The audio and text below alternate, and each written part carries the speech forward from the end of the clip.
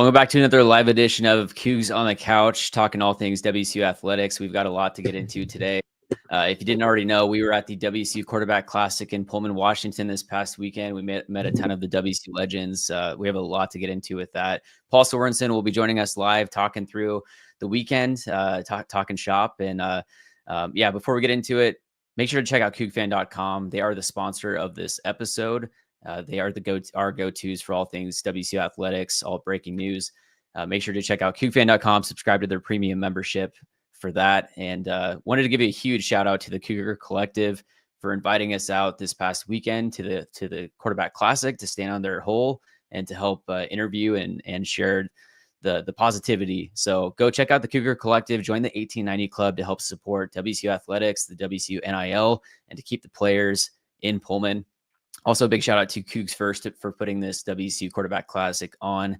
It was a standout job. And if you didn't already know, I myself am a mortgage lender licensed in Washington, Oregon, California, Idaho, and Arizona. So if you or someone you know is thinking of buying, selling, or refinancing, make sure to reach out to myself. And there will be a link in the description of this video to reach out and connect. And Dylan, what do you do?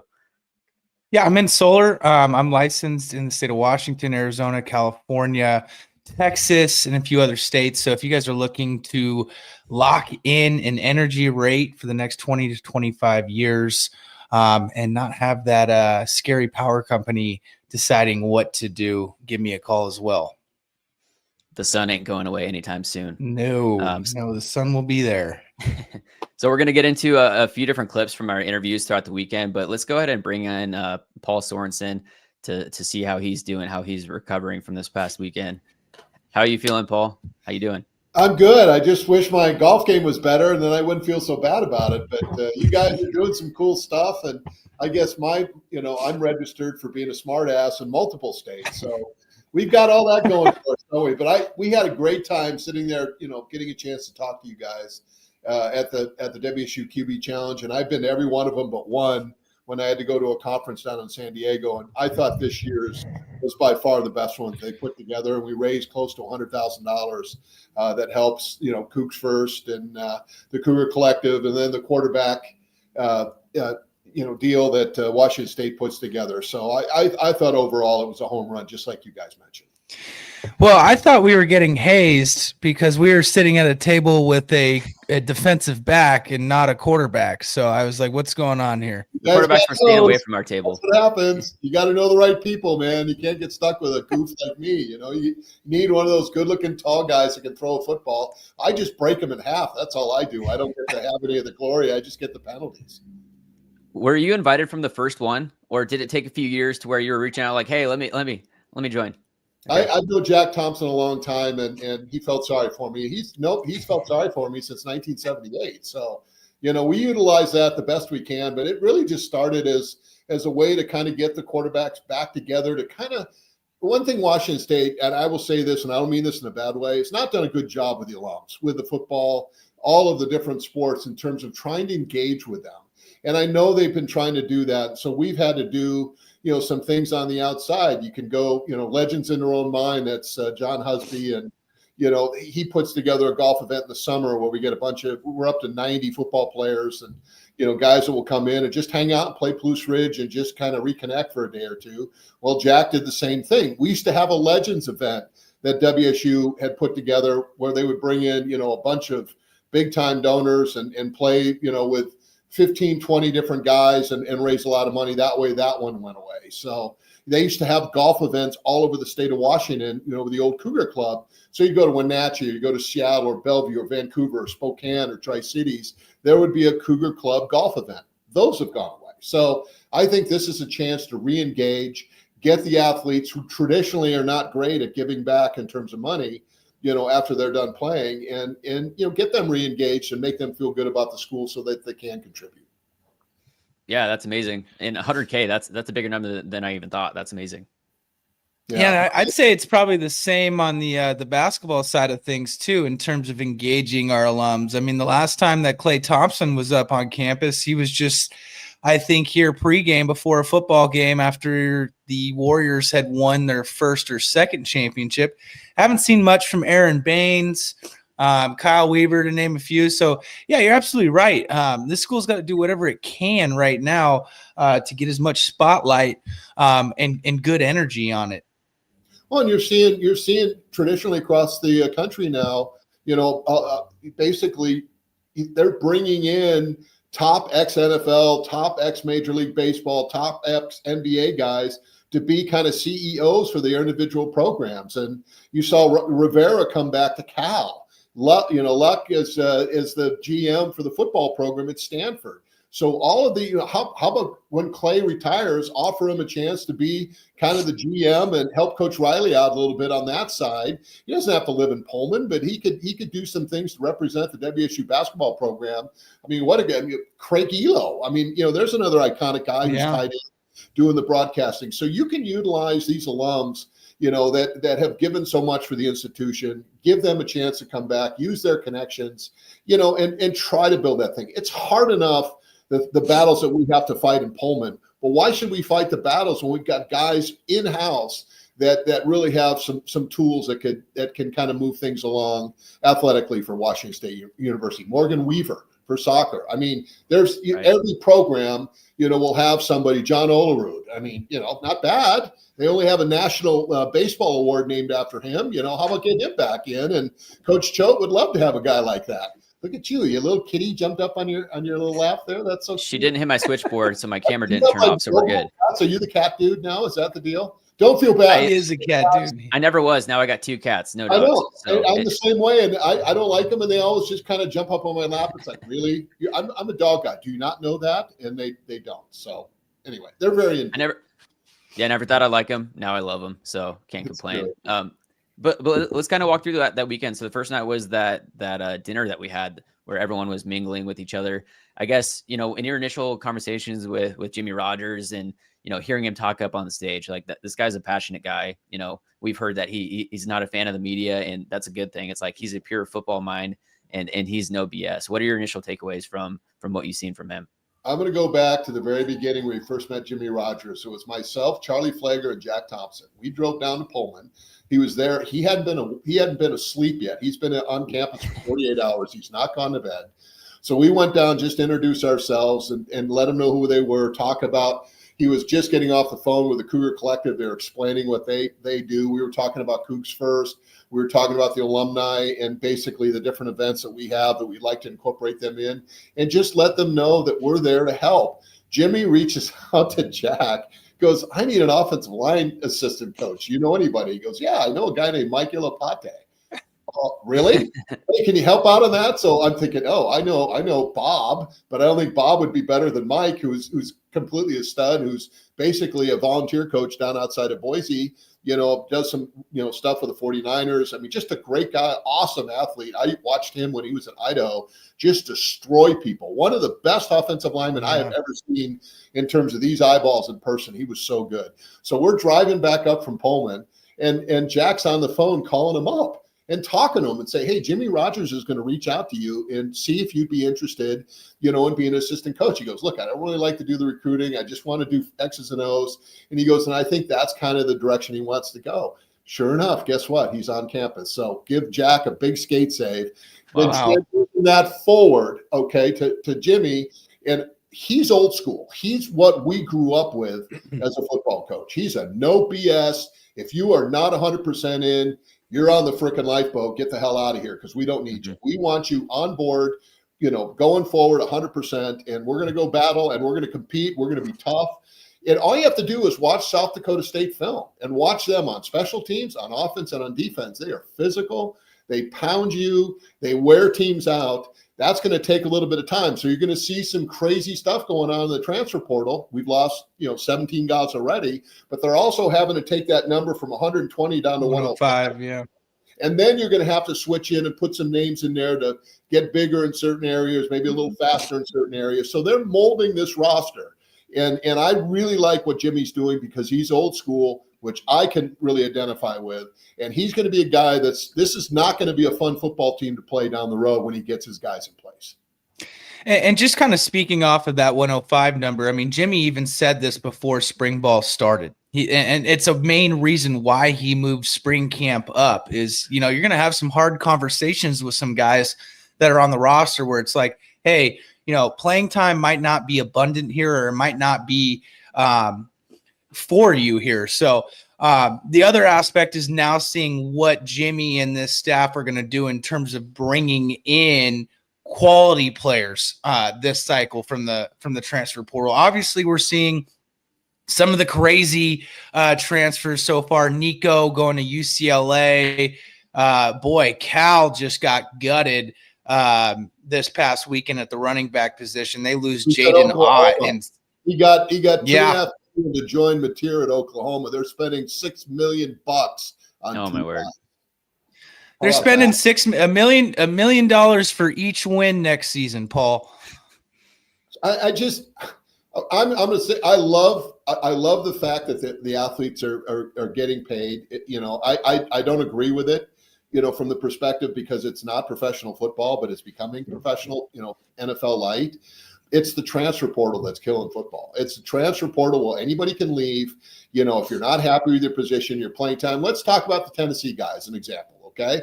Daddy gets in there. They have $2.5 million at Tennessee. He wants 3.5 or 4. Tennessee tells him to pound sand. He gets grumpy and takes his kid to go somewhere else. Guess what? He settled for less money at UCLA because he screwed the pooch on the negotiations. And it doesn't take any talent for the parents or whoever it is that acts as these agents representing these kids. And they're taking 5, 10, 15, 20, 25% of the money, basically, and they're putting it in their pocket. That's not right.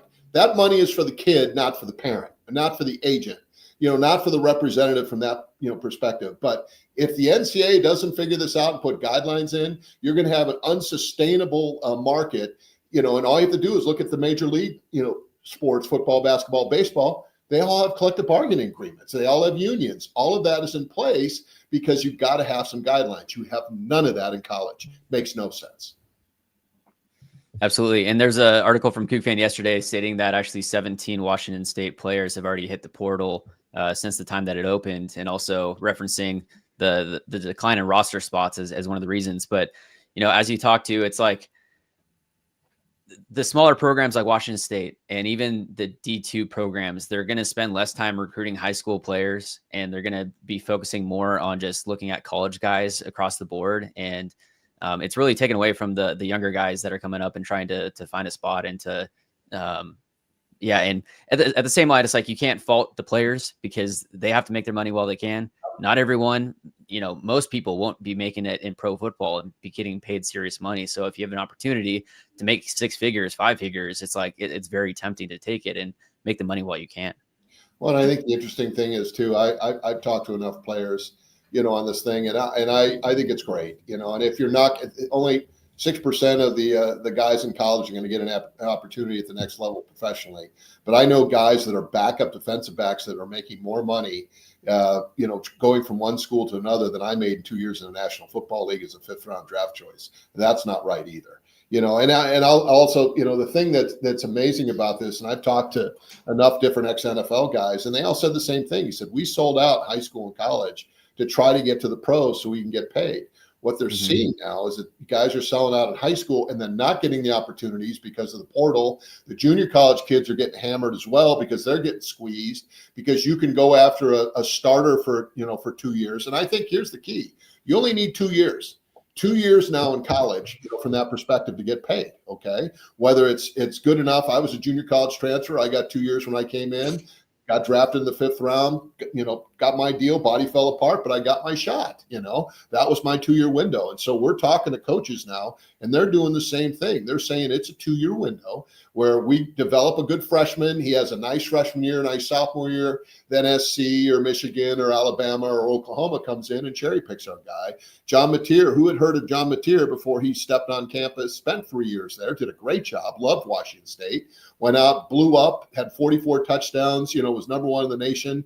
And then, Cam Ward, same deal. He spent 2 years at Washington State, got his degree, did it the right way, was a grad transfer, came in from Incarnate Word, got paid to go to Miami, and now he's going to be the number 1 pick. So in the last 2 years, you're going to have the number 1 pick in the National Football League draft in Cam Ward, and you're going to have the number 1 player in the country in terms of scoring touchdowns in John Mateer, and they're playing for somebody else. It's crazy. Yeah. Yeah, it's a bit of a broken system, but like we say, hey, Connor and I have always said, hey, we want the players making their money, but there needs to be some sort of guardrails. And I mean, Paul, I just don't see these guardrails being put up in the near future because when Texas Tech comes in and drops $1.75 million on Lawan Watts, and we don't even get a $200,000 buyout. I mean, that's if that gets changed where there's some sort of collective bargaining agreement, some sort of union where the smaller schools and even, schools like Washington State, the Colorado States of the world are getting buyouts where, hey, now we're having some money come into our NIL where we're able to bring in other players. And that's absolutely a great point. I think you nailed it on that. And you look at professional soccer or you look at football, if you're a true free agent, you can go out and negotiate in the market, but there's usually something where they get a draft choice or they'll get compensation in some capacity. Here's how you handle the problem. And I don't think, the NCAA has the balls to do this because they're hiding in their shelter and afraid of getting sued because they're losing every suit that they go up against. That's why they don't do anything.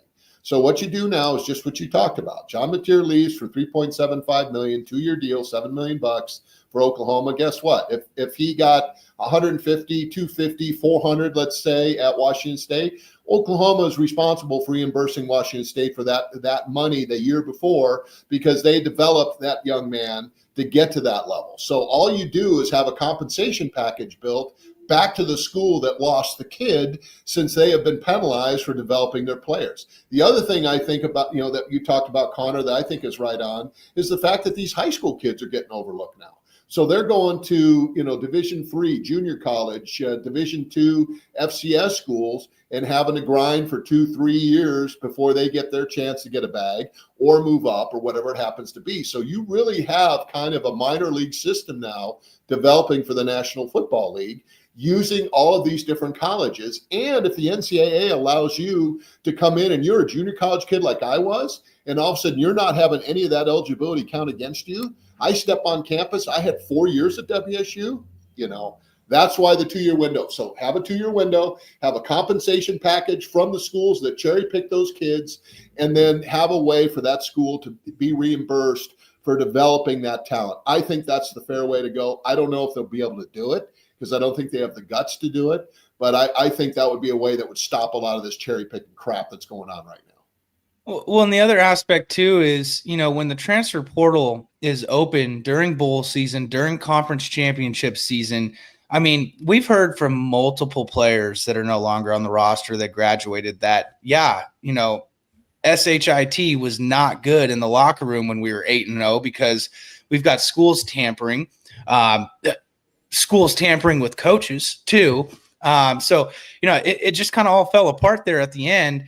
And really that New Mexico game kind of showed you where the locker room and where heads were at in terms of where guys were mentally and we saw at the end of the year, if the Cougs would have won out, there was an opportunity to get that 11 seed. They were in the mix. They would have gotten in the mix because their strength of schedule would have gotten their only true loss would have been to Boise State, which had a higher, RPI than they had or whatever the heck it is, from that perspective. They would have been right in the mix there. They would have had a chance to probably play. Two things happened, under Dicker 2 years in a row. They started out 4-0, ranked 19th in the country, crapped the bed, losing 6 of their next 7. Probably, crushed Colorado. Should have beat Washington if they would have called the block Stanford. in the back, holding on it. But you know what? That worked out well because the Pac-12 got $3 million because the UW went to the thing. So we're saying thanks for the money. We'll take the loss. And Oregon State can, pat us on the back for that beating. But, from that perspective, that was a football team that was pretty darn good. But then Dickard's name had popped up for Michigan State. Then you started hearing stuff about Cam. So you're going to have infighting. You're going to have more guys that are going to opt out now, and they're going to try to leverage the schools, moving forward in terms of what you saw at Tennessee, where, okay, this guy's getting $100,000. How come I'm only getting 50? So there's going to be that kind of stuff that's going on that, you didn't have in the NFL. Because if you were drafted, you were slotted. You knew where you were. If you were a free agent, you got, a decent bonus up front, but you were a minimum guy, in the NFL. So it wasn't like you had a lot of negotiation and a lot of leverage. So now these guys think that they're going to have leverage, and you know what's going to happen? Just let's use Cooper Kupp as an example with the Rams. Okay. He signs a 3-year, I think it was $17 million per year deal. And then after the first year, the Rams let him go. Guess what? They end up paying $7 million of Seattle's, $17 million contract. So the Seahawks are only on the hook for $10 million, and they signed him for another 2-year deal for $17 million each. They did exactly the same thing. They just got a quarterback, and they got the Rams to pay for, a portion of it. So how is that going to translate now, into this thing? And so I think it's great for the kids. I think it's great that there's an opportunity there professionally, and that the market has allowed, for that to take place. But if they don't, as you mentioned, put guardrails on this thing, and I think you're going to see that in July when you have that $20 million cap now come to play, because that's what's bringing the 120 down to 105. And most of the schools, most of the schools are going to be between 85 and 90 scholarships. The other are going to be walk-ons. That's going to count towards that 105. Not everybody's going to go to 105 on scholarship. So you can play with that money. But then you're going to be able to take some money within the school. If it's, say the Cougs use 10 million of the 20 million that they allow each year, that's the max. A portion of that will be spread out through all of the different programs because of Title IX. They have to do it that way. That's why you'll always have collectives on the outside, because then they can, add some extra money for men's football, men's basketball, women's basketball, those kinds of things, because it's not going to be a Title IX issue. It's just going to be a collective issue. And those collectives on that side are going to roll into the Cougar Athletic Foundation so that they can work that together. So the schools will be able to pay the players, but they have to pay the players equally now amongst each sport.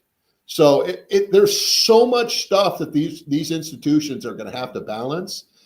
It's going to be a crazy 6 to 8 months moving forward. And I'm going to be interested to see how that transitions and how the institutions handle it.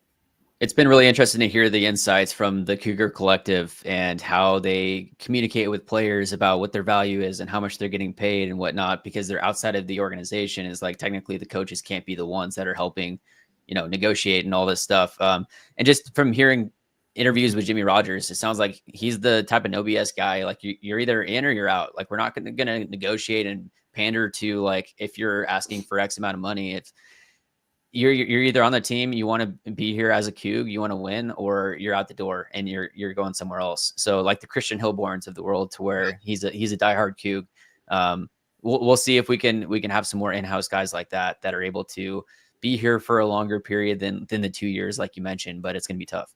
Well, remember the two DNs 2 years ago that, Stone and Ron Jackson, Stone, $400,000 bags from USC. They turned down both. They were walk-ons. They would have gotten $400,000 each. Cost them $60,000 for a semester. They would have netted, $340,000 out of that deal, and they stayed. Mateer could have put himself in a position where he would have been iconic. He would have been a Jack Thompson-ish kind of person. Yep. He would have been able to come back. And the collective put together a hell of a deal. It was about $1 million to $1.5 million that they were able to put together, with some other people outside, in terms of helping out. And then they just got crushed, by the Blue Bloods. And that's what you're going to see now. Separation, of the top 40 programs pulling away from everybody else. And then your mid-major programs kind of pulling away from the programs that are not engaging it, at all. So it's really going to be a tiered system, and it's going to be crazy. And I apologize for interrupting, but that's pretty much what I do. No.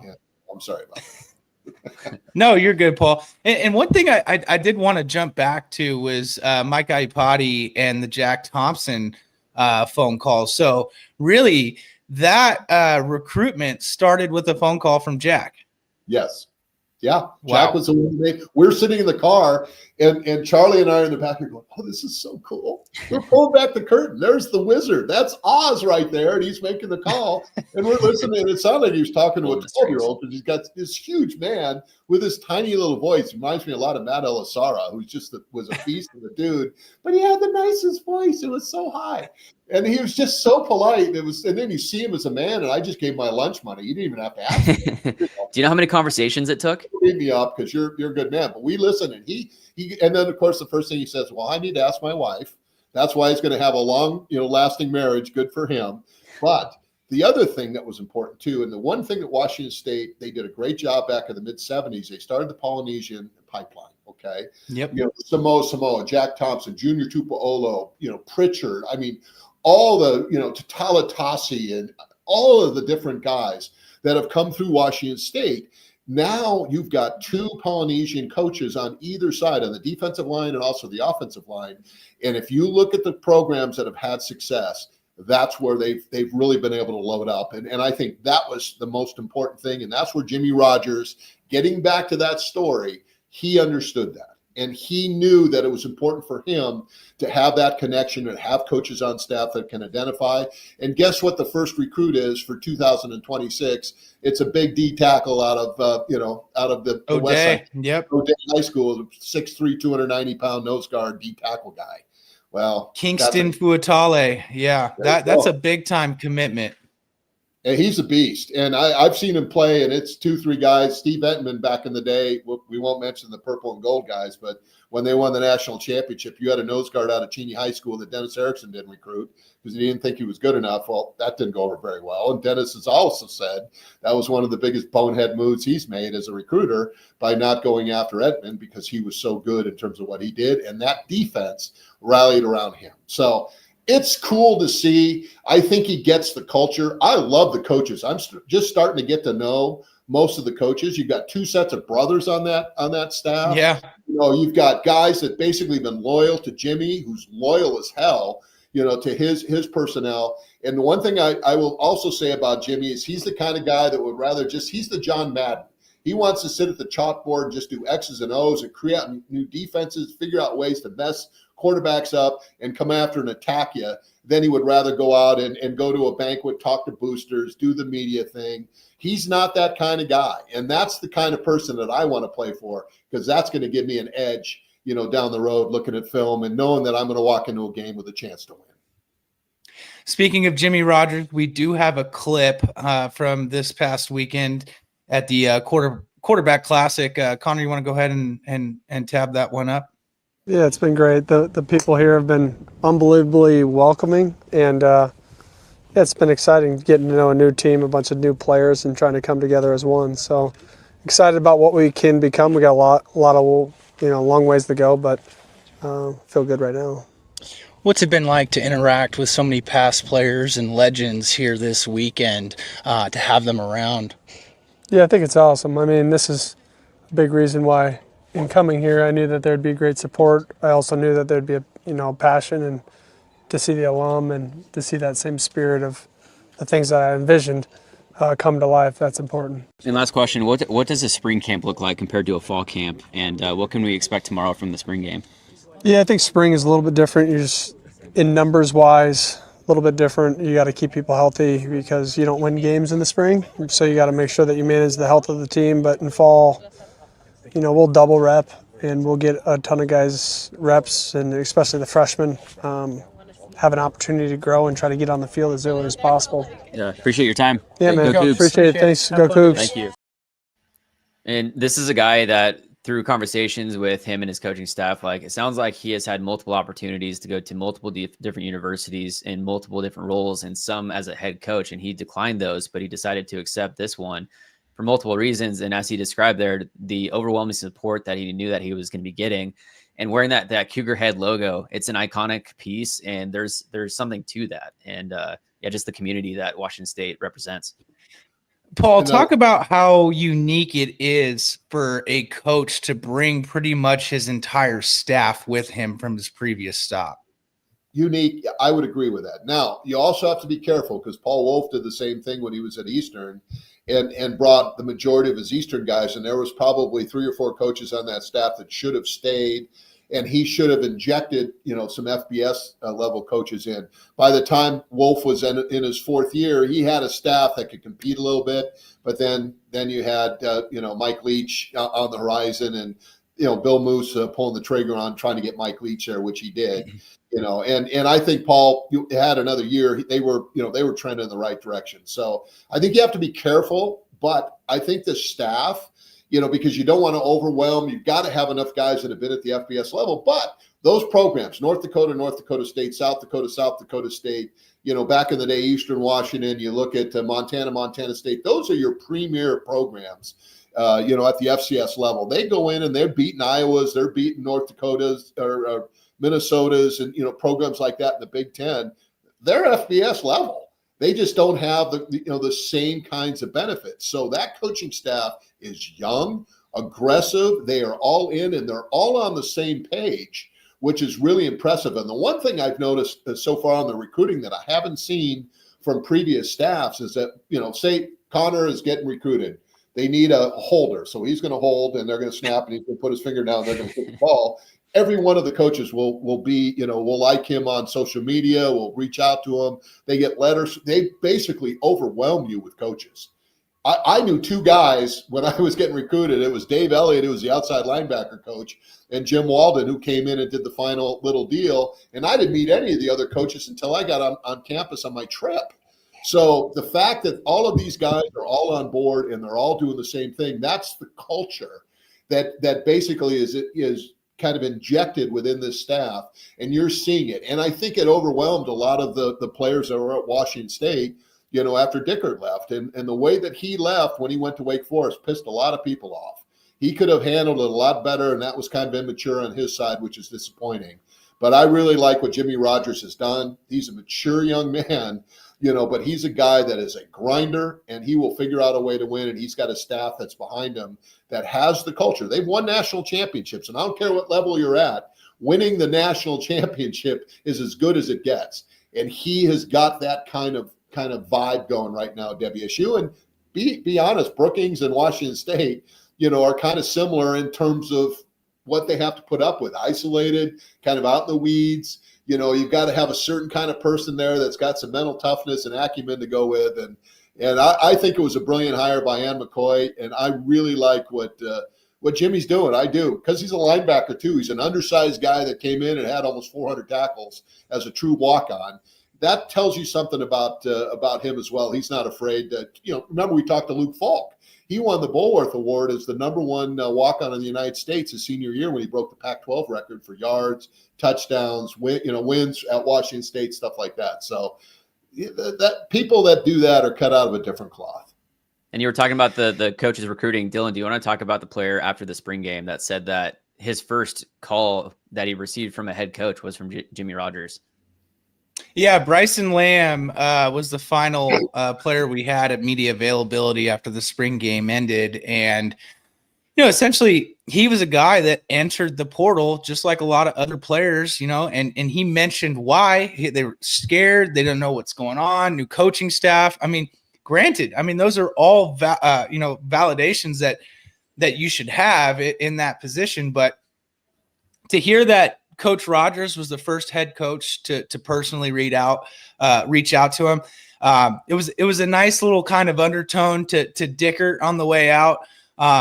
Rogers has been pretty good at subtly putting in some rightfully so some quick southpaws. Yeah, and that's a good way. Yeah, good way to cater to the crowd. He knows what he's doing. By the way, Bryson Lamb's going to have a great year. I love that young man. He's tough. And the other thing that a lot of people don't understand is you're going to see a running attack we haven't seen in 15 years. You're going to see a physical point of attack team. And I think the Cougs are going to get another offensive lineman that was a backup from a Power 4 school is going to commit. He'll be a transfer portal guy. That should be announced here shortly, which will be kind of neat. So Rogers is starting. He's going, okay, I got some pieces here, but there's some other things I need to do. We need a couple more big guys up front. They need bigger, D lineman guys. Have got some strength up there, but you need some bigger guys in the offensive line that are a little nasty, that can, blow people off the ball. Because going back to Mike Leach, it was a punt return protection thing. First steps they took was always backwards. You're not going to get any explosion off the line of scrimmage and move anybody off the ball. That's why it was so frustrating once they got inside the 5-yard line. They couldn't push the ball in because they couldn't knock anybody off the ball because they weren't used to doing that. They teach that. That's encouraged. That's a point of attack. And then what happens your safeties start creeping up. You know why? Because they have to stop the run, and they have to fill in the different gaps where, you know, they're needed. Guess what that does to the passing attack? That opens up angles. That opens up not only the deep throw, but your slants, your seams, you know, your quick RPO type passes that haven't been open before. Because what do they do when they play Washington State? They play the pass. They don't play the Yeah, run. drop 8. They're We gonna saw have it in the Apple Cup. We You saw it in saw the it? Apple Cup 7 straight years. Yep, exactly. And that's why Jimmy Lake kicked our ass, is because they practice against the air raid every single day at UW. They knew Washington State's routes. They didn't hide. The Cougs never hid their routes. They knew what they did, but they were able to do it better than the defense. Well, when Washington came in, they knew what Washington State was going to run. They kept everything in front. They punished people. They made it hard to run across the middle, and they knew they weren't going to get beat running the ball. So they had to defend one thing. That makes you one-dimensional. You're not going to beat anybody. Sorry. I have a couple another clips from a couple players, active players. We have Kyle Martin and then also Keith Brown, and we've said this in the past, but the common theme between what the athletes are telling us, what the coaches are telling us, is the genuineness of Jimmy Rogers. And so here is first off Kyle Martin. We're talking off air about the new scheme that you guys are coming into with the offensive line, blocking. Can you just walk through kind of what the differences are? Yeah, I mean, obviously under the old staff, as everyone knows, is kind of the air raid offense. I'd say now we're more 50-50. We're trying to incorporate the run game a little more and have a bruising offensive line. And our running backs have been doing a really good job just getting downhill and finding creases and making plays. It's been amazing. It's been a great change, and everything's been going well. Initial takeaways from Jimmy Rogers coming in and this new coaching staff. What are your big takeaways and the message that's being sent? I mean, obviously, Coach Rogers is hard on practicing hard, competing, being focused, intentional with everything you're doing. And on the other hand, like, he's just a relatable person. He's just like another guy out there. He's a guy you can create a great relationship with. Just go sit in his office, talk to him, have a good time, and just hang out with him. It's great. Coach Rogers, brand new head coach. Obviously, I wouldn't, for lack of a better term, turmoil, you know, when Coach Dickert left. What's it meant to you to have Coach Rogers here, and what has he exemplified to this team so far? Yeah, I mean, I feel like the number one thing you look for in a coach is genuineness, right? And someone who's like kind of ride or die for you. And I think Coach Rogers so far has shown nothing but genuineness, and he's serious, but also it's a good serious, right? He's not afraid to coach you. He'll coach you hard, and he'll always tell you the truth, which is all you ever want out of a coach. So I've enjoyed having him here so much. I think that just speaks volumes. Yeah. Love Keith Brown, man. What a great dude that guy is. And you know what? He started at Oregon, ended up at Louisville, and then came back. I had a great talk with him. And there's certain, again, I lean towards the defense. I do. I'm a defensive guy. But he's got that kind of that salty, crusty nature that you got to have to be on that side of the ball. And I think he is really going to blossom, in this thing, because you've got a 4-man front now. You got your 3 linebackers behind you. So that means there's going to be a lot of gaps that those linebackers are going to be able to play, in. And they're going to be the guys that are going to be making the tackles while the D-line guys are eating up the blocks. So, and then you've got a good back end with those transfers from South Dakota State, a couple of good corners that WSU has had and going to be able to keep.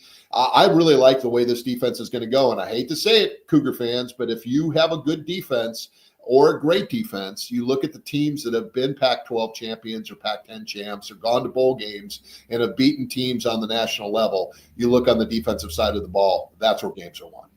Well, we saw what it was last year. WSU had one of the worst defenses in the country, and it took the best offense in the country to even try to win games. And you just can't have that. Defense wins championships for a reason. We were as soft as I have ever seen. We were Charmin on defense. And I felt bad for the secondary, because that was the worst tackling secondary I've ever seen. They were not taught. And I'll tell you right now, it wasn't Schmedding's fault. By the way, he's a linebackers coach with the Denver Broncos now. So obviously he's got a little acumen going for him. And there was a dynamic going between him and Dickert, where Dickert was the guy running over the top of him on a lot of the stuff. And then he took the bullet for it. He's not going to say it, but I've known him and I've talked to him about it. And I know what was going on behind the scenes. And that was a very dysfunctional defensive back room. And so I think you've got a clear level of communication now. You know exactly what this defense is going to do. They game plan. They're going to take away 2 or 3 of the team's best plays and make you beat them with something that maybe they're not as good at. And that's what you're going to find on this defense. Is going to be well coached. They're going to tackle in space. They're going to be disciplined, and they're going to rally. And that's what I look for, on good defenses. And that's what I'm seeing so far. They're not where they need to be right now, but they're getting there. Paul, what do you think the bar is this season for a season win total? I mean, if Vegas is placing a win total, do you think it's 5.5, 6.5? What's the bar? I think a plus 500 season is acceptable. They're barnstorming next year. I mean, think about what they're doing. They're playing in every conference but the Big 12. They're playing the Big 10, the ACC, the SEC, the WCC, the Mountain West. They're playing everybody. They're playing Big Sky teams. So they're 1 week or 2 week stretch. They go from Ole Miss to Virginia, and they're going to stay back east. They're not coming home. They're going to stay. I don't know if they're going to stay in Memphis, or maybe they'll just find an IHOP somewhere in Mississippi and just go find an old beat up field to go practice at. But they're not going to come home. They're going to stay back east for that week window between. And I'm going to go to the Ole Miss game because we have a bye at Eastern Washington. My son lives in Nashville. We're going to fly in and then road trip down. And I've always wanted to see a game in Oxford because it's one of the most iconic tailgating locations in the entire world. And if you've ever spent any time in the SEC, they just do it differently. And it is the coolest thing. There's 80,000 people out there, and they have candelabra and tents. I mean, it's the coolest thing ever. So I'm going. I'm definitely going to go. And then, so I think on a win total, I think plus 500. I'd give it a 2 game just because they have to travel back east so much. That makes it tough, and it wears you out there. But I think if the defense could come to play, I think 7-8 wins is legit. I don't have any problems with that because I know of the culture in terms of what Jimmy Rogers is preaching, and he's got buy-in from these guys, and he's going to keep building this team to get to the level. And he's got resources now that he didn't have at South Dakota State that he can act on, and they are. And so we're working on the collective side to try to get the money to supplement so we don't keep losing all of our guys. We're going to lose guys, but we're also going to do a better job of keeping the Stones and the Jacksons and the different players that are out there, the Lambs and whoever it happens to be that we're fighting to keep. We're going to do a better job of making sure that they can stay and get paid. And again, also really from being in the know, there weren't really any surprises out of those 16, 17 guys that entered the portal either. So, we get into this every season, whether it's the basketball program or the football program, you have a lot of high turnover. Guys are going out, and all of a sudden the sky is falling. Twitter is just a desolate place. And it's just, hey, the transfer portal, it works both ways. We've got to remember that in terms of, being Cougs and whatnot. But Paul, we're gonna switch it up. We got to get a quarterback in here now. We're gonna play a couple clips from Luke Falk here. Okay, this past weekend. I like Luke. You can bring Luke on. That's fair. He's a good man. So this first one is him talking about his now shift into being a coach and a mental strength coach and coming back to the Blues to help share some insight. Here at the legend, Luke Falk, what has this weekend been for you? Kind of a full circle moment coming back here, teaching your mental strength to the football team, the athletics. It's been a lot of fun. I mean, staying at a hotel, driving up to the stadium, it felt like game day in a sense, and it was fun to do the mental preparation just like I did as a player to prepare for that talk. And it's fun. Hannah right here just had her hit my tee shot, and she went to the event last night. Or a couple nights ago, and she said that she got some value out of it. So it's fun hearing things like that, where the experience I've been able to go through is helping pay it forward. With these athletes now. So it's been a lot of fun. Like I said, I mean, we work in the weight room. We work out here on our skills. Well, what are we doing really to strengthen our mind? And I was fortunate enough to meet some great people in my life that helped me on my journey. Lord knows I needed it with my athleticism. But anyways, it's been a lot of fun. It's the most rewarding and fulfilling thing to do now is to see athletes succeed and achieve not only the external things, but more importantly, like I said, the inner strength, the inner confidence that becomes their new norm. So it's been a lot of fun. Talking with Luke off air, I mean, he's a great guy. It's like we were both going to school during the time when he was actually playing on the field, and you just don't know the behind the scenes of who the guy is. And it was really interesting to hear some insight onto his approach while he was playing, now his shift after playing. We're going to be having him on in May for an extended podcast. But what is your relationship with Luke Falk been, and maybe some takeaways? I've been a friend of Luke Falk since he's played at Washington State. He is one of the iconic quarterbacks in Cougar history, as long with Pac-12 history, in terms of what he was able to do. A walk-on that paid his dues, kind of, skinny, gangly, not the strongest arm in the world, not the fastest guy, but brilliant, very smart, understand spacing. Air raid was perfect for him, for him to do what he did. And I'll just tell you a little bit about Luke Falk and what kind of person he is. He was the offensive coordinator, quarterbacks coach at Northern Iowa. His dad gets sick. He gives up that job, moves back to Logan to take care of his father, moves his wife back there with their family and starts a new deal. He gets out of coaching because, of illness within the family. That's the guy that I want to hang out in the foxhole with. That's a dude that I want to go to battle with, because that's a guy that, it's above himself. He does things for other people, as opposed to not looking at things for himself. And that's what Luke Falk's all about. He does a mental mind discussion that, if you haven't heard him speak, is absolutely brilliant. We talk about lifting. I was pretty strong. I could bench 385 back in the day and squat 500 and clean 400 and run a 4.4840. I had all those numbers, but this was my strength. My mental toughness, I wanted to just destroy people. And so he talks about the mental acumen, not only mental health issues, obviously being around Tyler Linsky when, all of that stuff, came to pass, which was brutal, but also just the strength of the mind and how you can use that to become better, whatever you're doing, whether it's a podcaster, a businessman, or, or an athlete, and all of those kinds of things. So I think Luke is one of the greatest that has ever presented themselves on the Palouse, not only as an athlete and as an academic guy, because he was smart as well, but also as a person, because he's as first cabin of a human being as you're ever going to find. Absolutely. Now we're going to get into a clip here of him talking about his favorite moment wearing the crimson and gray. If you could pick one, what was your favorite moment repping the crimson and gray? Oh man, so hard. We were talking about that 2015 season, so I think that whole year was just a blast for me. That Oregon game when we won in double overtime, I think that really was the turn of the Leach era. And looking back on that, it was just, that last drive, it was, we're in a 3rd and 21. We were in 3 third down situations, a 4th down, and it was a collective group effort. We rose on all 3 sides of the ball, and I love that team that year, because those guys are so gritty. They experienced some of the worst college Power 5 football in that era, and then they just fought tooth and nail, and some guys got weeded out, but those that stayed, they're a tough bunch of group, and I think they really epitomize what it means to be a Coug. So that was just such a fun year. Yeah, that 2015 team was something else. That was my first year up on campus, transfer student from San Diego. First game I go to, it's raining cats and dogs, Portland State. Okay, yeah, let's get through this. And it's like, oh, they lose. And it's like, God, what did I get myself into up here? And then, we have the incredible game with River Craycraft, the toe touch at the end of the end zone in Rutgers, and kind of got the season going there. And you take a look at some of the guys that were on that team, and we keep coming back to that Pauly influence at Washington State. You had Coach Joe bringing in Hercules Matayoff. You have Frankie Louvu. Look what he's doing in the NFL now with the Commanders. Big time linebacker. Hey, I hate to be that guy right now, but I termed that the boa from Samoa. Yeah. I did.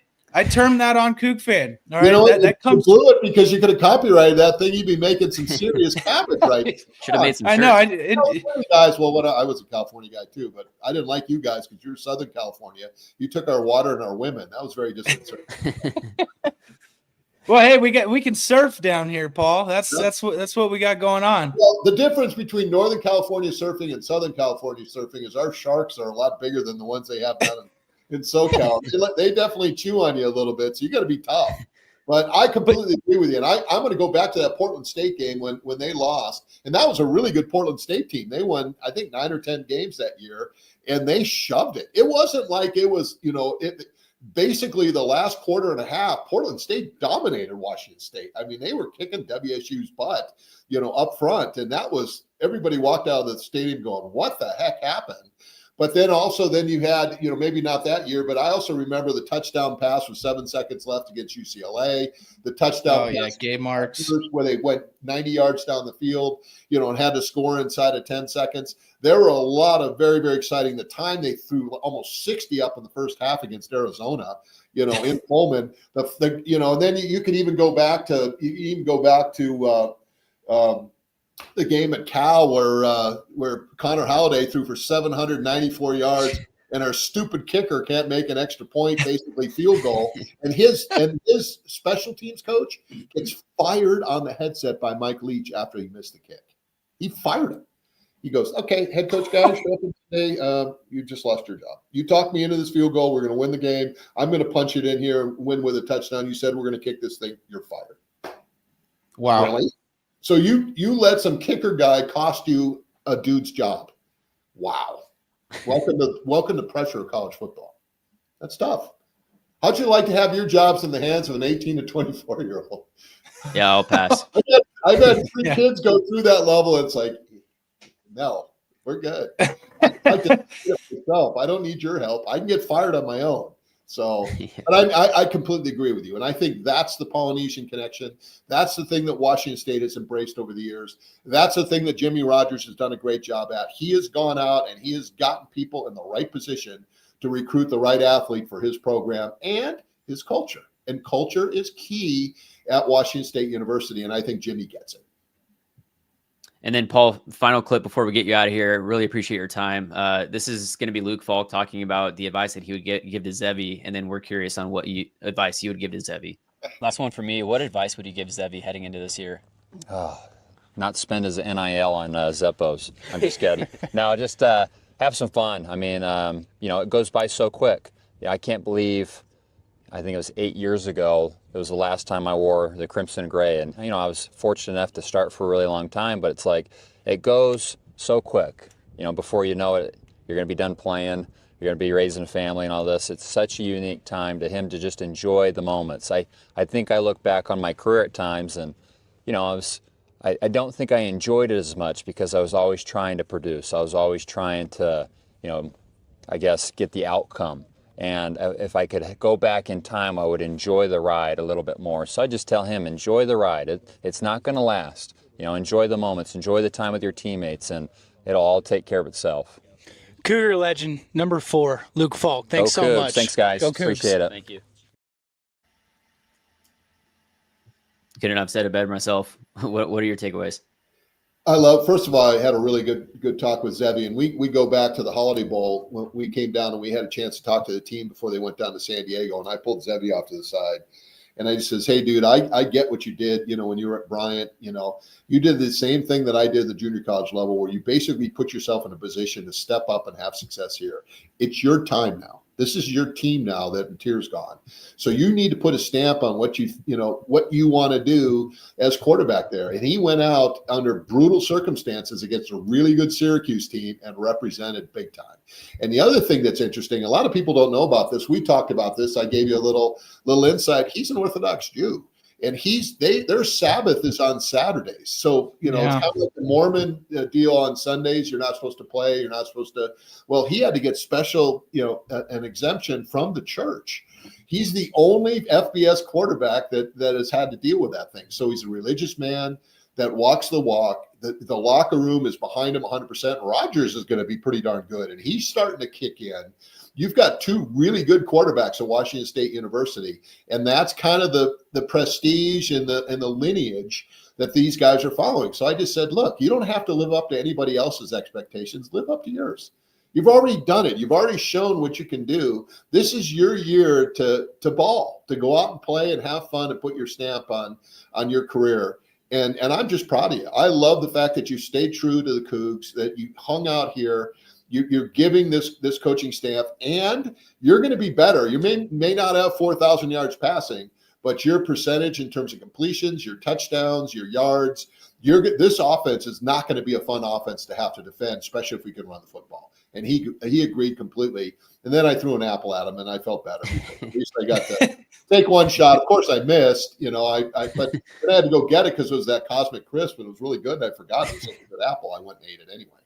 But that's the advice that I gave Zebby. Just be you. Go out and do your thing. Put your stamp on it, on the program, and go have fun. Have a great senior year. Be the barnstormer and set this team up to basically roll into the new Pac-12. When that starts in 2026. One other thing we'll look back on is 2018, Gardner Minshew, Oregon's coming to town, game days finally making their long-awaited arrival.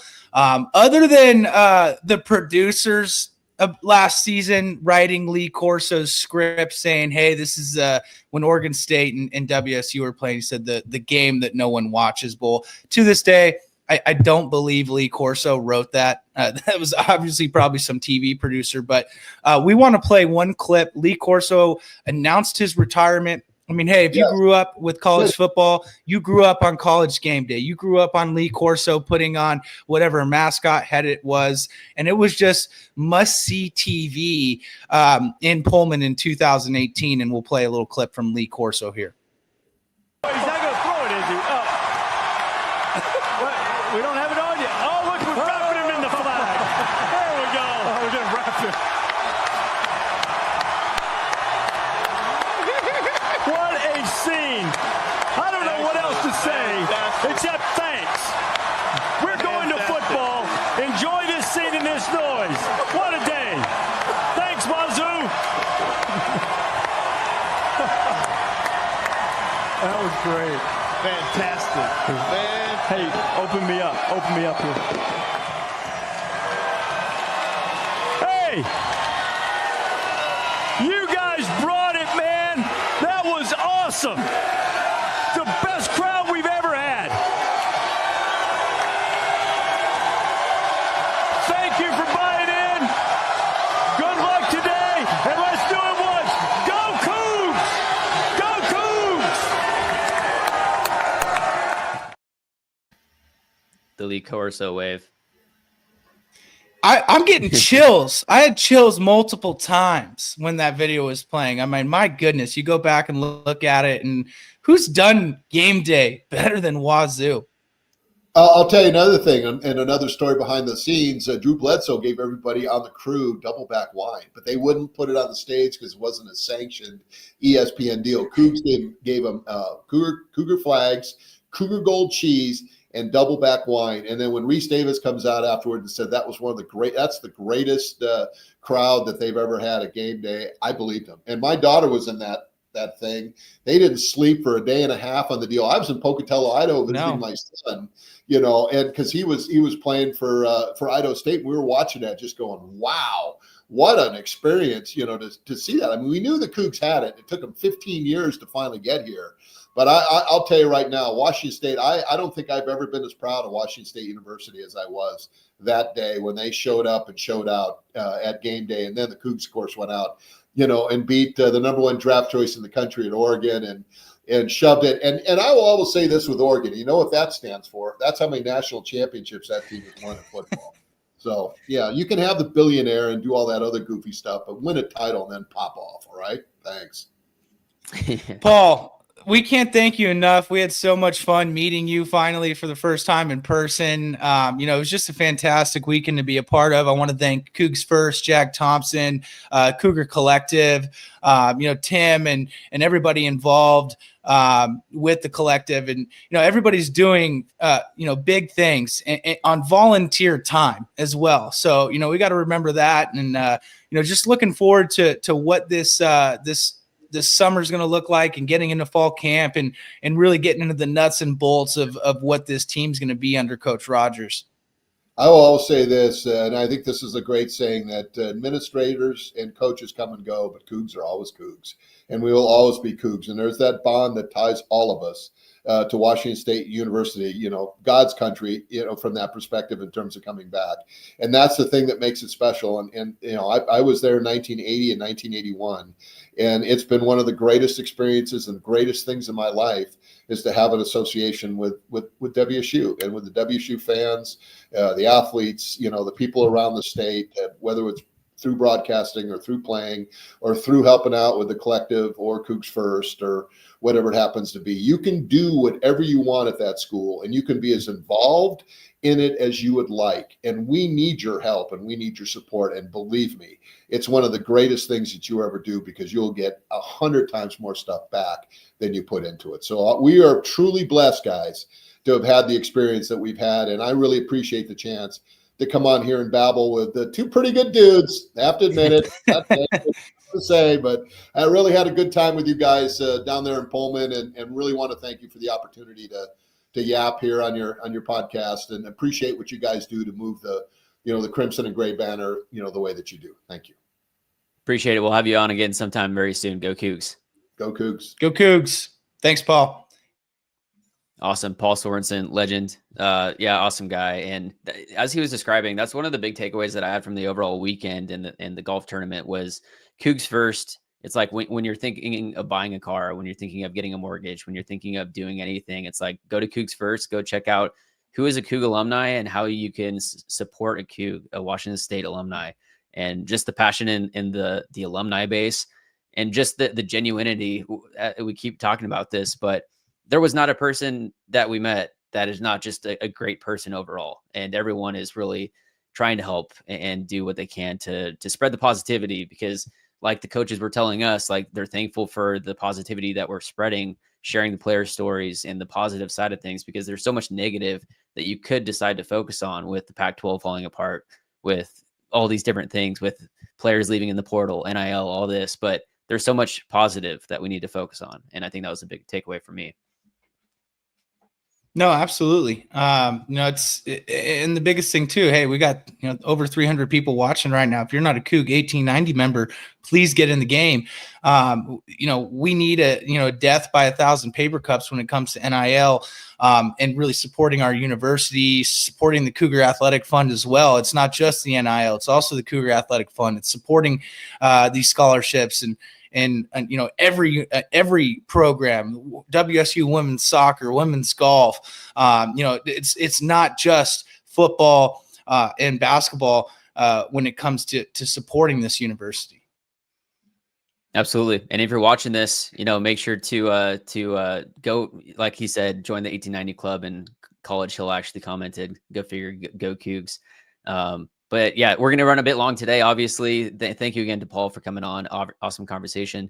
Let's talk a bit more about the WSU football and the transfer portal. What's going on with the portal exactly? Yeah, I mean, like we said earlier, you got to get that number down 105. I guess maybe some of the surprises, Jackson Cowgill, defensive tackle, he transfers out. That was a guy that had a high pedigree coming out of Colorado. But at the end of the day, it's like, hey, if these guys aren't fitting the system that Coach Rogers is putting into place, well, they're going to go find somewhere else to play.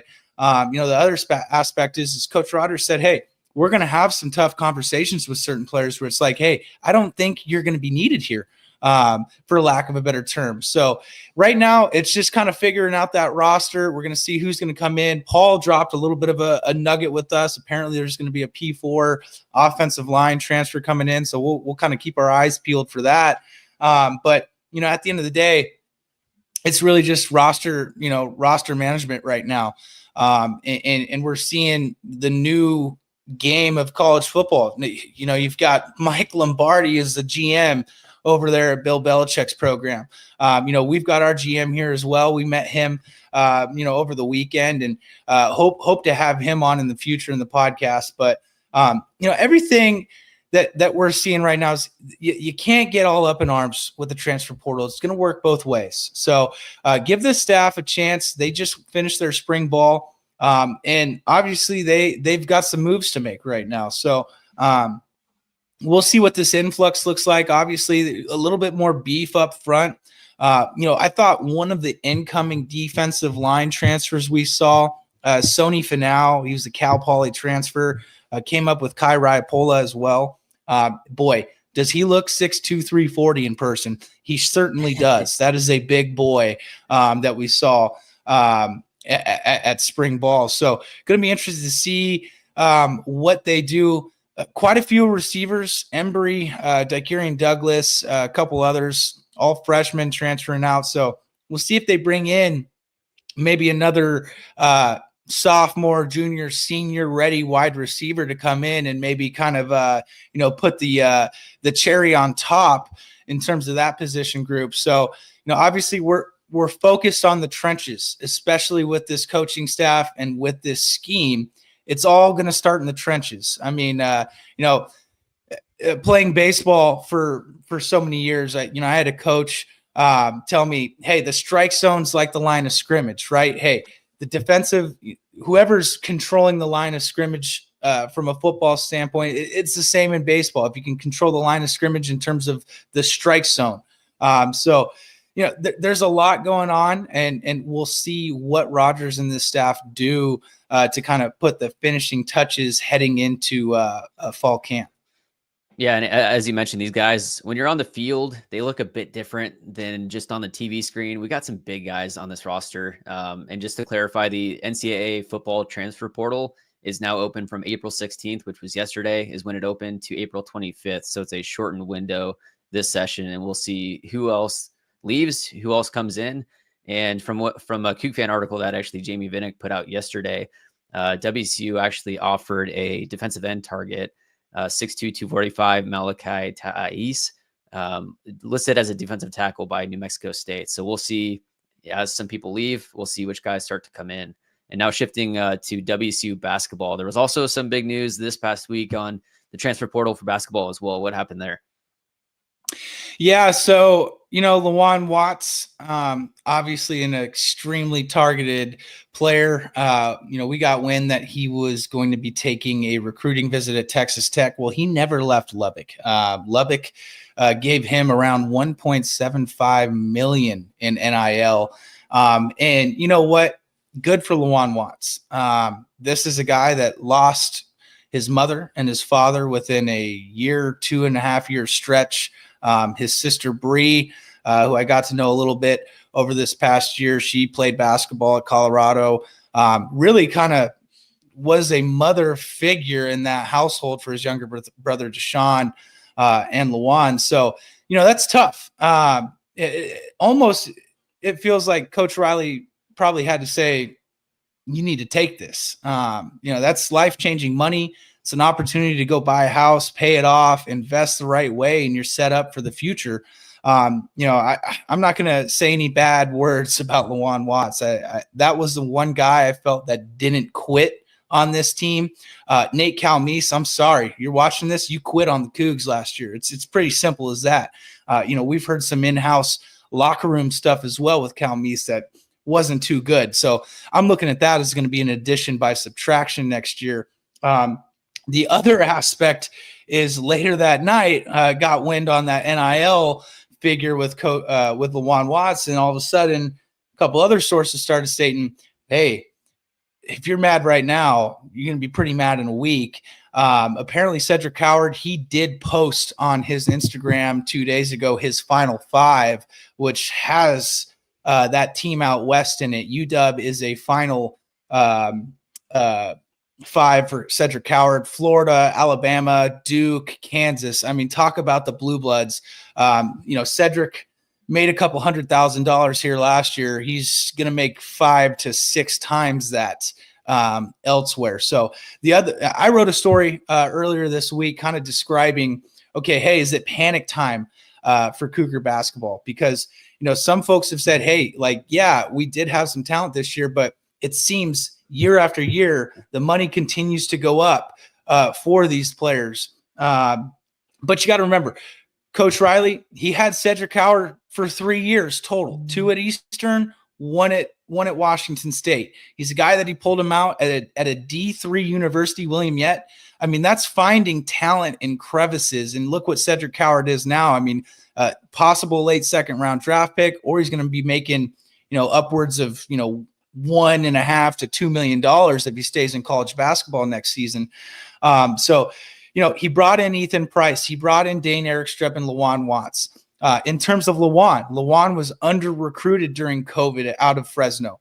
He was an under-recruited player, came up, redshirted his first season at Eastern Washington, first season on the court, turns into the Big Sky Newcomer of the Year, still ends up following Coach Riley to Washington State. He could have gone elsewhere last year. So Coach Riley is still, while we've only had one season with him, I'm still impressed at what he's been able to do. Now he's going to have to recruit internationally. It's something he's done at Eastern Washington. I mean, Tomas Thrasterson, he didn't even have a recruiting grade via 247 Sports out of Iceland. Not even a recruiting grade. That is going to be one of the biggest pieces going forward in the next season. He's a guy that I can see his sophomore year averaging 10 points, 6, 3. A guy that shot 40% from deep, not a lot of high volume. I think he only attempted around 27, 28 threes on the year. But, I mean, really, he was the 5th or 6th option once we were dealing with those injuries in terms of, not having Favors, not having Coward.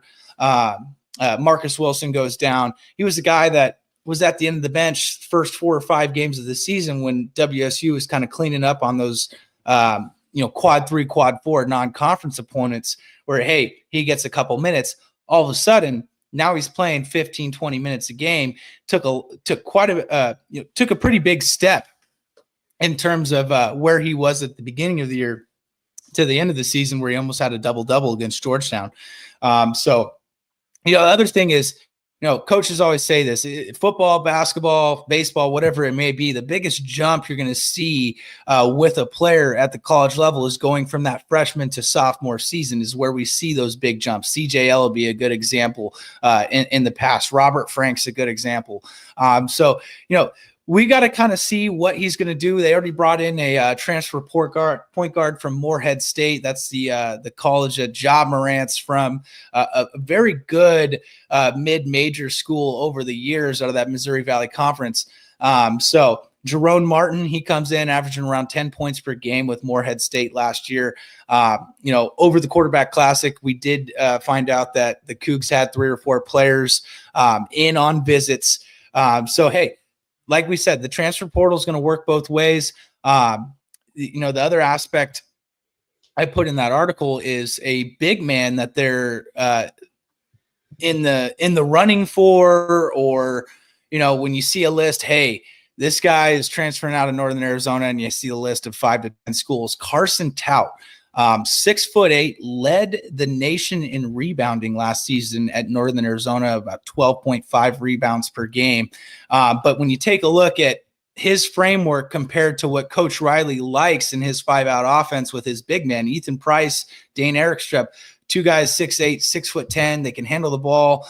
They can shoot it from deep. They can initiate offense. Well, Tout, he didn't even attempt a 3-pointer last year at Northern Arizona. He shot a paltry 37% from the free throw line. So that's not Dane Erickstrup or Ethan Price. So it's showing you right now, Coach Riley is not afraid to bring in what he needs next season.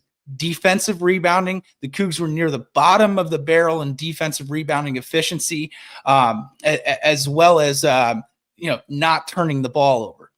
Those are going to be the 2 things that Coach Riley's working on this offseason. He said in an article with Jamie Vinnick about a week ago, we're looking for guys that are defensive minded first. He had a quote summarizing it where he just didn't think his guys had the motors that they should last season. And this is going to be a big year for Coach Riley. He's got some momentum going into that 2026 recruiting class. As WSU hits their first year in the new Pac-12, Kyman, he's going to be a very good recruit. He's along the likes of that Dane Erickstrup, Ethan Price type, 6'9". His brother Jake Kyman started his career at UCLA, transferred to Wyoming, and then finished his final season in Coach Riley's last year at Eastern Washington. So you have a little bit of a family connection there. And he's a guy that's already starting to shoot up in terms of a prospect at the basketball level. Another guy is Casey Jones, not the Grateful Dead song. Casey Jones, Mr. Goggle Man at Eastern Washington. He's got a little bit of an interesting story. He is of the Mormon religion, so he is currently on his, I'm sorry, Connor, help me out here. What is it? Their mission. So, yeah. so he's on a 2-year mission, and Apparently he might redshirt in 2026. Who knows? But this was a guy that was an all Big Sky performer, an all Big Sky defender. So you have a couple guys in that 2026 recruiting class. And if you can keep Thrasterson into that junior year, there is some momentum going into 2026. But, it's kind of the same story here with the football program. You have this kind of weird fill-in year, this last season of hey, basketball's and volleyball and golf, they're in the West Coast Conference. You got baseball in the Mountain West. So it's just you kind of got shit all over the place right now when it comes to dealing with WSU. So right now we've got to focus on what Riley's going to bring in. He's already brought in a guard. I think you got about 5 or 6 more scholarships to fill out basketball wise. They're tied to a transfer from Northwestern. So you got to see what they're going to bring in the front court and another ball handler. But, seems like Case Why Not staying, ND Okafor, Rahard Favors, all these guys have kind of been in the mentions of Jerome Morton's post when he announced to Washington State. But hey, everything can switch on a dime in this era of college sports. Man, talk about resources for recruiting. Imagine sending coaches over to Iceland to go recruit guys that are 0 stars, or just even over in Europe. That's a whole nother level of, as your roster is getting picked apart from the guys on the continental US, all the big universities, you have to look elsewhere in any capacity to try to bring in these big name guys that could help out and be solid talent. And then you hope that they stay. Yeah. And basketball is just growing exponentially at the international level. I mean, and the other thing too with NILs, now you can bring in these guys that are playing pro overseas. And essentially, okay, if they played 2 years of pro ball, well, they'll come in as a junior now. But back in the day, you couldn't do that over there and then come back. You can play pro overseas. Wow, okay. There's been a player at Creighton that's done that. There's been a few players over the last couple of years that are starting to kind of open up that Pandora's box at the international level. In a press conference before Riley and the Cougs played at UW earlier this season, I was working on a story on Thrasterson and kind of just asking how they're developing these connections overseas. And essentially what Riley said is, I've built up some of these connections. He said about 4 or 5 connections overseas. And you have guys that you trust out there that are filling you on names like, hey, this could be an option. This could be an option. Also, assistant coach out of Spain on our staff, Carlos Rosario. He's one of the bigger guys that's going to be working those international scenes and bringing in some guys that can play ball. Because when you look at the international level, these are guys that have multifaceted games. You look at Thrasterson, 6'7", 6'8", can handle the rock, can shoot from the outside, can rebound. They've just got a more complete game, perhaps, than your freshman coming out of high school right now. So, and we saw it with Kyle Smith. I mean, Kyle Smith recruited internationally. He laid the blueprint to how to win in Pullman. Riley might not have the defensive side of things, and he might not ever have it either. So over the next couple of years, we're going to see if he's going to be able to adjust his system. But going back to Kyle Smith, you bring in a Ruben Chinyelu, a Kimani Winsu, a Mohamed Gay, Andre Yakimovsky, Oscar Clough came out of Australia. I mean, that 2023 roster, you had 4 or 5 different names from different countries. You supplemented them with a Miles Rice. You bring in a Jalen Wells from a D2 level. This is going to be the same type of recruiting that WSU basketball is going to need to take control of. A lot to be on the lookout for with the portal for basketball, also the portal for football. So make sure to check out CougFan.com, subscribe to their premium membership. You'll see Dylan writing articles, Jamie writing articles about what's going on to keep you up to date as much as we can. And to kind of pivot to land the plane before we end this podcast, now talking about some baseball. There's not a whole lot to talk about. They're 14-21 currently the past 3 games. At New Mexico, they went 1-2. You look at the home versus away record, they're 8-3 at home. They're 3-14 on the road.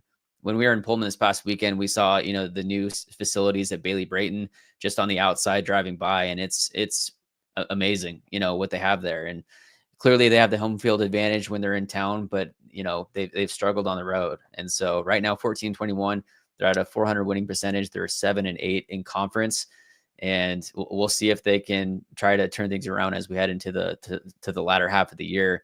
The one standout, as we keep mentioning week after week, is Max Hartman, who has a 370 batting average, a 947 OPS. Also, Logan Johnstone, 369 batting average, a 1.125 OPS. If you're OPSing over 1,000, you're doing something special. The guy has 7 home runs. He also has 3 stolen bases in 6 attempts. So I think he's got 5 of those homers in conference play. He's been red hot, once conference play has started. And, here's the other thing, during those Pac-12 days, not every Pac-12 school made the postseason tournament. I believe all 8 are going to make it out of the Mountain West. So you got a chance to maybe do something there. But, also they're 14-21. You could say, 4 of those games they blew in the 9th inning or late in the game turn out a different way. And, all of a sudden you're 18-17, 18-16, and you're a 500 ball club. So, another name pitching wise, I don't know if you have the stats up in front of you, Rylan Hayter. I mean, he's really been the number 1 guy out of the pen for Coach Choate and has done a fantastic job this season, being a high leverage, multiple inning guy. But, in that case, if you're a high leverage, multiple inning guy, you use them once, you can't use them the other 2 games in a 3-game series. So you're kind of seeing Hayter go into that Tuesday, Wednesday game role and then pitch again either Friday or Saturday when Choate needs him. Yeah, Rylan Hayter, 15 appearances, 25 innings pitched. He's got a 1.12 whip and a 2.52 ERA. He's got 20 strikeouts over his 25 innings pitched, and he has 10 walks, but an opponent's batting average of 209. So those 3 names are definitely the standouts on this roster. And yeah, I mean, if every team is making the playoffs, everyone has a shot at it. They're just gonna have a lower seed. So you could hope that they could string something together and maybe come out with something that wasn't expected at this point in the season. But yeah, kind of pivoting as we end this, a couple other stories that are going to be on the docket. We've got a great Mike Leach anecdote story that's going to be coming out here soon. With Connor Holiday, Luke Falk, and Desmond Patman, kind of giving some of their best memories of Coach Leach over the years. And we cut up about a 2-minute video that's going to go with it, with Connor Holiday and Desmond Patman doing their best Mike Leach impersonations. So looking forward to some things coming out on the horizon here. And like we said, I believe we have Luke Falk set up for early on Cinco de Mayo. He said, hey, let's get this interview going before you guys have a couple too many cervezas in the evening time. So yeah, looking forward. His El Paso hat, sombrero. Yeah. When he texted us, I sent the photo back of Coach Leach at the Sun Bowl with his, that's what sombrero. Thank you. I'm uncultured over here. Goodness gracious. And apparently they all got sombreros. So you might have to dust that one off on Cinco de Mayo.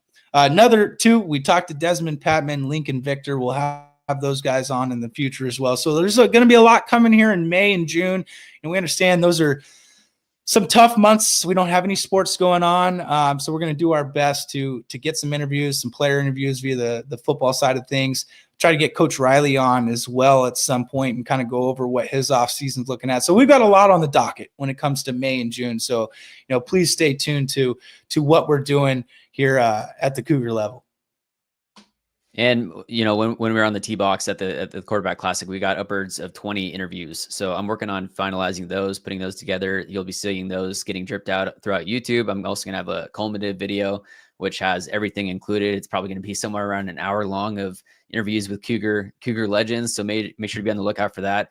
Make sure to like and subscribe to the Couch GM. Follow us across social medias. Follow Dylan on X for all things, WSU athletics, and Cougs first. If you're thinking of buying a home, think of myself for a mortgage. Think of Dylan for your solar. And we'll see you on the episode next Thursday. Thank you all for tuning in. Make sure you subscribe to CougFan.com. It's the best way to support us. Please subscribe to CougFan.com or the Couch GM. Thank you. We'll see you later.